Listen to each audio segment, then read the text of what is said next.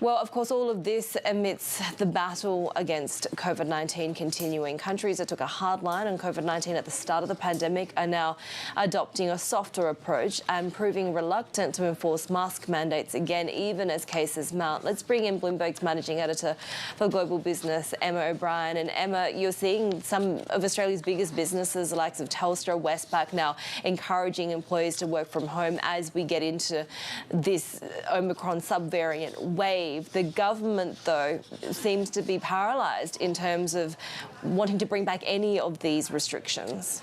Yeah, I mean, it's very interesting because we're in a very different place when it comes to this pandemic than we were when they were enforcing what were some of the strictest COVID-19 mitigation policies in the world. I mean, if you'll recall, Australia had probably the harshest border regime globally. People weren't even allowed to leave in those first basically 2 years of the pandemic, but now definitely a much softer approach, and that just reflects people's fatigue with the pandemic, people's fatigue with restrictions, and the government being concerned about coming across as too hard line and prolonging what many people see as quite damaging, the effects from things like lockdowns, school shutdowns and that sort of thing.